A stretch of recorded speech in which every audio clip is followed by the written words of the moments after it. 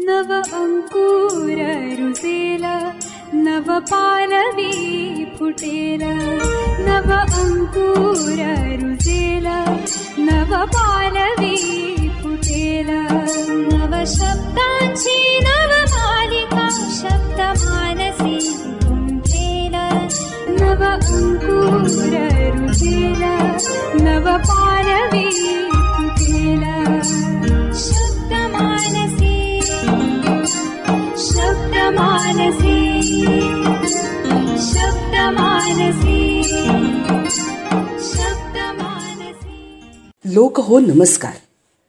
आत्ता या क्षणी शब्दमानसी पाहणाऱ्या ऐकणाऱ्या प्रत्येकाचं मनःपूर्वक स्वागत.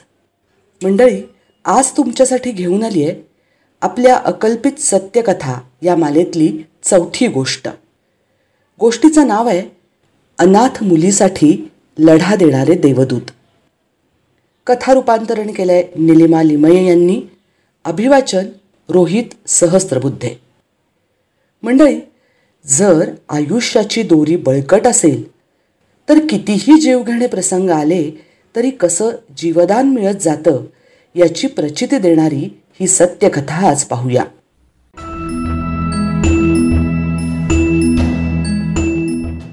एकोणीसशे 95चा काळ होता. दक्षिणेकडील सिएरा लिओनमध्ये क्रूर यादवी युद्ध पेटलं होतं.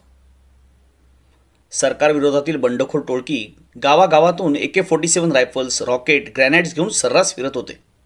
उद्देश एकच होता, सरकारला समर्थन करणाऱ्या लोकांना दिसता क्षणी मारून टाकायचं. स्त्री, पुरुष, मुलं कोणाचीच गय केली जात नव्हती. अशा परिस्थितीत मॅल्मो आणि त्याची 9 महिन्याची गरोदर बायको मॅरियम जीव मुठीत घेऊन राहत होते. पण आता अशा वातावरणात राहणं खूप धोक्याचं होतं. त्यामुळे स्वतःची सुटका करून घेण्यासाठी त्यांनी तिथून पळून जायचं ठरवलं. त्याप्रमाणे रात्री दोघंही सामानाची बांधवान करत असताना अचानक बाहेर अंगणात कोणाच्या तरी क्षीण रडण्याचा आवाज ऐकू आला. बाहेर अंधुक प्रकाशात जाऊन पाहिलं तर एक साधारण 4 वर्षाची मुलगी तिथे विव्हळत होती. तेवढ्यात मॅल्मोला तिथून काही अंतरावरच जळत असलेली वस्ती दिसली आणि काय घडलं असेल या परिस्थितीचा त्याला क्षणात अंदाज आला. तो खूप हळहळला. त्या चिमुरडीला घडलेल्या घटनेचा भयंकर धक्का बसला होता आणि तिची वाचाच गेल्यासारखी झाली होती. मॅल्मोने तिला उचललं आणि घरात नेलं. मॅरियमनं तिला त्यांच्यातलं थोडं जेवण दिलं. ते तिनं अक्षरशः अधाशासारखं संपवलं. दुसऱ्या दिवशी सकाळी त्या जोडप्याची ठरल्याप्रमाणे पुढच्या प्रवासाची तयारी सुरू झाली. तसं कावरोवरो होत तिनं त्यांचा हात घट्ट धरला. जणू आता पुढचा प्रवास आपण तिघं मिळून करूया असं ती त्यांना विनवत होती. त्या दोघांनीही जराही विरोध न करता तिला आपल्याबरोबर घेतलं आणि सिएराची राजधानी फ्रीटाऊनच्या दिशेनं ते तिघं निघाले. मुक्यानं चाललेल्या प्रवासात त्या दोघांच्या मनात मात्र विचारांचं वादळ उठलं होतं. काय झालं असेल तिच्याबरोबर? कदाचित आपल्या कुटुंबाचा हत्याकांड तिनं डोळ्यानं बघितलं असेल का? बापरे, काय बेतलं असेल तिच्या कोळ्या मनावर? अजूनपर्यंत ती एकही शब्द बोलली नव्हती. पण पुढचा प्रवास एकत्र करताना तिला काहीतरी नावानं हाक मारायला पाहिजे असा विचार करून मॅल्मोनं तिचं टेनं असं नामकरण केलं. टेनं म्हणजे जिला देवानं पाठवलं आहे ती. 4 दिवसांच्या प्रवासानंतर एका संध्याकाळी आसरा घेता येईल अशा ठिकाणी मॅल्मोनं शेकोटी पेटवली. निवांत बसणार तेवढ्यात गोळीबाराचा आवाज झाला. झुडपात लपणार तो टेनचा किंचाळण्याचा आवाज ऐकू आला. आवाजाच्या दिशेनं पाहिलं आणि तो स्तब्ध झाला. टेनच्या डोक्यातून रक्त वाहत होतं आणि असह्य वेदना सहन करत ती तिथेच पडली होती. मनात भीती होती की आवाज केला तर आपण पकडले जाऊ. मॅल्मो काही क्षण थांबला आणि मग हळूच जाऊन त्याने तिला उचलून पटकन आसऱ्याच्या ठिकाणी नेलं. जे काही साहित्य होतं त्यातून तिची तात्पुरती मलमपट्टी केली. त्याला वाटलं की गोळी तिला थेट न लागता बाजूच्या दगडाला लागली असावी आणि त्या दगडाचा तुकडा उडून डोक्यावर आपटल्यामुळे तिला जखम झाली असावी. दुसऱ्या दिवशी जवळच्या गावातच मुक्काम करावा लागला, कारण एकतर टेनला फार लांबचा प्रवास झेपणारा नव्हता आणि दुसरं म्हणजे मॅरियमचे दिवस भरले होते. त्या गावातच मॅरियमने एका गोंडस मुलाला जन्म दिला. पण त्या बाळानं काही तासातच या जगाचा निरोप घेतला. दुःखात बुडालेलं ते जोडपं एकमेकांना आधार देत सावरायचा प्रयत्न करू लागलं. तेव्हाच मॅल्मोचं जवळ बसलेल्या टेन्हकडे लक्ष गेलं. त्याला जाणवलं की तिची परिस्थिती खूपच वाईट होत चालली होती. असह्य कळ येऊन ती ओरडत होती. आता तिला वेदना सहन होत नव्हती. थोडा ताप पण आला होता. तरी पण परिस्थितीचं गांभीर्य लक्षात घेऊन तिनं आपला त्रास त्या दोघांना सांगितला नाही. मॅल्मोने तिला जवळ घेतलं नीट बघितल्यावर त्याच्या लक्षात आलं की तिचा उजवा डोळा मधून मधून फडफडत होता. आपलं दुःख बाजूला सारून तिला ताबडतोब वैद्यकीय मदत द्यायला हवी होती. त्यानं मॅरियमकडे बघितलं. ही छोटी मुलगी आपली जबाबदारी आहे आणि आपण काहीतरी केलं पाहिजे हा विश्वास तिच्याही डोळ्यात बघितल्यावर त्याचं विचारचक्र सुरू झालं. तिला चांगल्या डॉक्टरांना दाखवावं लागणार होतं. त्यानं ठरवलं मोरिबा इथल्या बंडखोर टोळीला शरण जायचं, कारण त्या गावात एक दवाखाना होता आणि आता तेवढाच एक रस्ता होता. स्वतःचं आयुष्य पणाला लागणार होतं, पण दुसरा काहीच पर्याय नव्हता. त्याप्रमाणे तो शरण गेला. आधी बंडखोरांनी त्याच्यावर संशय घेतला. तू सरकारचा गुप्तहेर आहेस, आजारपणाचं नाटक करून आमच्या बातम्या काढायला आला आहेस, असं म्हणून त्याला बेदम मारहाण केली आणि त्या दोघांना गोळ्या झाडण्याचा आदेशही दिला. मॅल्मोनी खूप प्रयत्न करून त्यांना हे पटवून दिलं की मी फक्त आणि फक्त या मुलीसाठी मदत मागायला आलो आहे. सुदैवानं बंडखोरांच्या मोरक्याचा त्याच्यावर विश्वास बसला आणि एका नर्सला बोलावून टेनवर प्राथमिक उपचार केले गेले. 4 दिवस त्यांच्यावर कडक पाळत ठेवली गेली. त्या दरम्यान टेनवर योग्य ते उपचार केले जात होते. तिथल्या सोयीसुविधांमधून जेवढे उपचार मिळणं अपेक्षित होतं ते पूर्ण झालं होतं. यानंतर फार काळ तिथे थांबून राहणं सुरक्षित नव्हतं. त्यामुळे 4थ्या दिवशी अंधार पडल्यावर संधीचा फायदा घेत मॅल्मोनं टेनला कडेवर घेतलं आणि पलायन केलं. लपतछपत ते मॅरियम होती तिथे पोचले. दुसऱ्याच दिवशी दिशा बदलून तिघे उत्तरेच्या दिशेने निघाले, कारण चुकून जर पकडलं गेलं तर मृत्यू अटळ होता. अतिशय त्रासदायक असा तो प्रवास होता. कोणतीही तक्रार न करता टेन त्या दोघांबरोबर चालत होती. आता हळूहळू ती तोडकं बोलायचा प्रयत्न करत होती, ज्यामुळे जमेल तसा तिघांमध्ये संवाद सुरू झाला.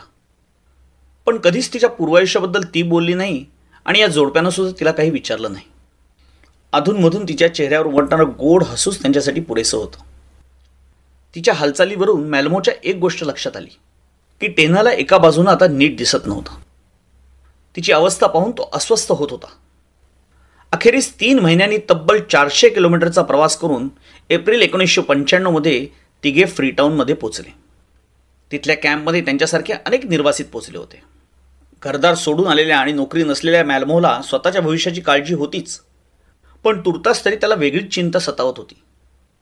टेनला आवश्यक असं पौष्टिक अन्न आणि वैद्यकीय मदत ताबडतोब मिळणं गरजेचं होतं. आपला काही ठावठिकाणा नाही, त्यात तिचे हाल व्हायला नकोत. त्या दरम्यान त्याला हेल्प अ नीडी चाइल्ड इंटरनॅशनल म्हणजेच हॅन्सीबद्दल समजलं. हॅन्सी हे युद्धात निर्वासित झालेल्या लहान मुलांच्या पुनर्वसनासाठी काम करत होतं. टेनला त्यांच्यामार्फत फ्रीटाऊनपासून 200 किलोमीटर अंतरावर असलेल्या मॅकेनी इथल्या अनाथाश्रमात दाखल करायचं ठरलं. सुरक्षित ठिकाणी आणि सुरक्षित हातात टेनला सोपवल्यावर मॅल्मो आणि मॅरियमला हायसं वाटलं. टेनला आश्रमात भरती करण्यात आलं. सुरुवातीला टेन आश्रमात छान रमली, पण एक दिवस अचानक तिला ताप आला, जो 10 दिवस टिकला. तिची ऐकू येण्याची क्षमता आता खूपच कमी झाली होती आणि उजव्या डोळ्याचं बुबुळसुद्धा एका बाजूला सरकलं होतं. एकंदरीत काय होतं हे जरी समजत नसलं तरी हे नॉर्मल नव्हतं हे मात्र नक्की समजलं होतं. तिची बिघडत चाललेली परिस्थिती पाहून तिला फ्रीटाऊनमधल्या कॅनॉट हॉस्पिटलमध्ये नेण्यात आलं. एक्सरे काढला आणि एक भयानक सत्य समोर आलं. 1 वर्षापूर्वी तिला जी दगड लागून जखम झाली होती असं वाटलं होतं, ती नुसती जखम नव्हती. एक्सरेमध्ये तिच्या उजव्या डोळ्याच्या मागे बंदुकीची गोळी अगदी स्पष्ट दिसत होती. तब्बल 1 वर्ष ती गोळी तिच्या शरीरात होती. ताबडतोब उपचार केले नाहीत तर आजूबाजूच्या भागात इन्फेक्शन पसरून परिस्थिती हाताबाहेर गेली असती. पण त्या भागात एकही सर्जन नव्हता की काही सुविधा. हॅन्सीच्या प्रेसिडेंट डॉक्टर रोलँड यांनी तिला मदत करायचा निर्धार पक्का केला. मॅकेनी इथला आश्रम सुरू करणाऱ्या ब्रिटनस्थित कुक या जोडप्याची त्यांना आठवण झाली. ते नक्की मार्ग काढतील या विश्वासानं त्यांनी फोन फिरवला. टेनची दुर्दैवी कहाणी ऐकून कुक यांना खूप वाईट वाटलं. पण मुलांना ब्रिटनला आणणं हा त्यांच्या चॅरिटीचा भाग नव्हता. गोळी काढली नाही तर टेनचा जीव जाईल आणि तुम्ही माझ्यासाठी एकमेव आशा आहात असं डॉक्टर रोलँड यांनी सांगताच काही क्षण थांबून कुक यांनी मदत करण्याचं आश्वासन दिलं. काही दिवसात एका मित्राच्या मदतीनं कुक यांनी ब्रिटनमधल्या प्रख्यात इस्पितळात तज्ज्ञ डॉक्टरांना टेनचा एक्सरे दाखवला. एक्सरेमध्ये तिच्या कवटीमध्ये बंदुकीची गोळी दिसली. उपस्थित डॉक्टरांमध्ये निष्णात मॅक्सिलोफेशियल सर्जन डॉक्टर जॉफ्रे होते, ज्यांनी त्यांच्या 40 वर्षाच्या प्रॅक्टिसमध्ये अनेक अवघड शस्त्रक्रिया केल्या होत्या. पण इतकी धोकादायक केस आजपर्यंत त्यांच्या पाहण्यात आली नव्हती. डॉक्टर विचारात पडले.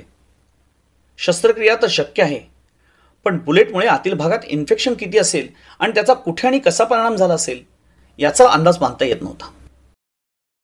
1 वर्ष इतका मोठा काळ एवढ्या प्रतिकूल परिस्थितीत या मुलीनं कसा काय तग धरला असेल? ती वाचलीच कशी? या अविश्वसनीय विचारांवर न रेंगाळता त्यांनी तत्काळ टेनहला ब्रिटनला आणण्याची व्यवस्था करायला सांगितलं. तिला बघितल्यावर आणि काही तपासण्या केल्यावर ऑपरेशनचा निर्णय ठरणार होता. कमीत कमी खर्च यावा म्हणून हॉस्पिटलनी टेनहसाठी लागणाऱ्या त्यांच्या सगळ्या सेवा निःशुल्क ठेवल्या. कुक दाम्पत्य टेनहला आणण्यासाठी मॅकेनीला दाखल झालं. टेनहला बघता क्षणी त्यांच्या मनात प्रश्नांचा हल्लकल्लोळ माजला. एवढ्या लहान वयात अनेक आघात सोसलेली ती अबोल पोर, आपल्याबरोबर काय झाले आणि पुढे काय होणार याची कसलीही कल्पना नसलेला तो निरागस चेहरा, दृष्टीवर झालेला परिणाम, त्यातून त्या हल्ल्यात आलेलं बहिरेपण, यामुळे टेनह खूप अलिप्त राहत होती. एक गोष्ट मात्र त्यांना जाणवली की एवढ्या कठीण प्रसंगातून जाऊन सुद्धा तिच्या चेहऱ्यावर एक हलकंसं स्मित हास्य होतं. जणू काही गो विथ द फ्लो असं ती स्वतःला सांगत होती. त्या पूर्णपणे अनोळखी माणसांबरोबर ब्रिटनला जायला टेनह लगेच तयार झाली. विमानातील प्रवासात त्या तिघांमध्ये छान मैत्री झाली आणि टेनहने आपल्याला स्वीकारलंय या जाणीवेनं दोघेही सुखावले. ब्रिटनला पोचल्यावर हॉस्पिटलमध्ये लहान मुलांच्या कक्षात तिला दाखल करण्यात आलं. त्या पूर्णपणे नवीन वातावरणात सुद्धा अतिशय आत्मविश्वासानं ती वावरत होती. एवढंच नाही तर तिथल्या लोकांना जेवणाची ट्रॉली ढकलायला, बेड लावायला सुद्धा मदत करत होती. एकीकडे हॉस्पिटलमध्ये जिथे उपचारासाठी आलेल्या लहान मुलांबरोबर त्यांचे पालक होते, काय हवं नको ते पाहत होते, तिथं टेनह मात्र एकटी होती.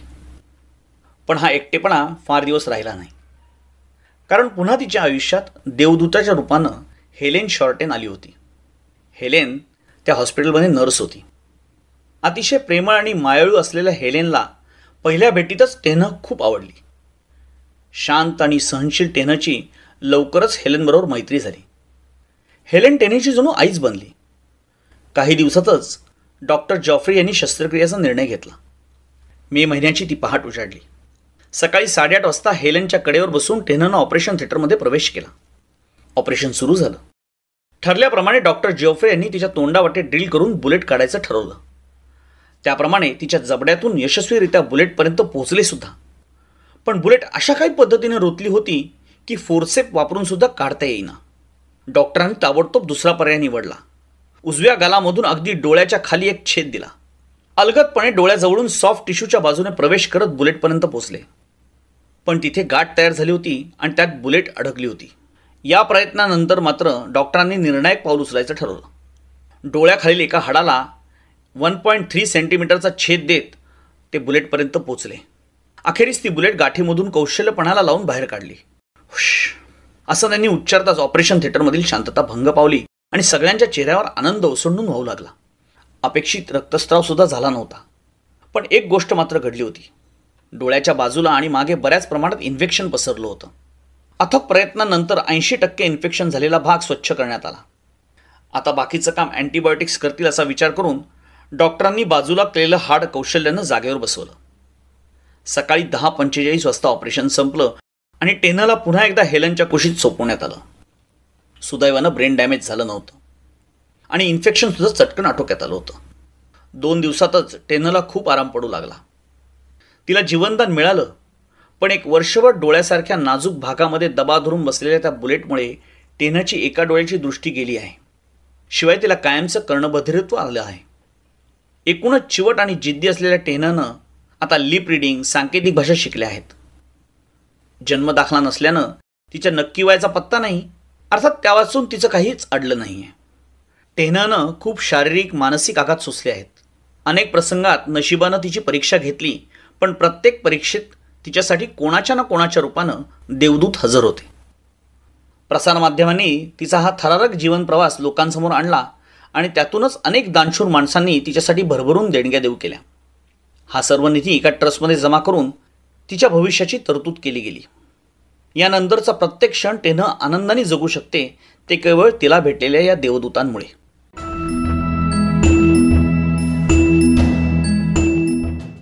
परमेश्वर चोच देतो तेव्हा तो चाऱ्याचीही व्यवस्था करत असतो, असं जे म्हटलं जातं ते किती खरं आहे ना. लोक हो, ही कथा तुम्हाला कशी वाटली हे आम्हाला कमेंट बॉक्समध्ये जरूर लिहा. लाईक करा आणि भरपूर शेअर करा. जे लोक शब्दमानसी हे यूट्यूब चॅनल प्रथमच पाहत असतील त्यांनी मागचे भागही जरूर पहा आणि असेच कंटेंट रिलेटेड व्हिडिओज पाहण्यासाठी सबस्क्राईब करा. सबस्क्राईब बटना शेजारील बेल आयकॉन प्रेस करायला विसरू नका. शब्दमानसीचं फेसबुक आणि इंस्टाग्राम पेजही फॉलो करा. त्याची लिंक खाली डिस्क्रिप्शन मध्ये दिली आहे. बरं तर मंडळी, आता भेटूया पुढच्या बुधवारी नवीन विषयासह. तोपर्यंत तुमचा निरोप घेते तुमचीच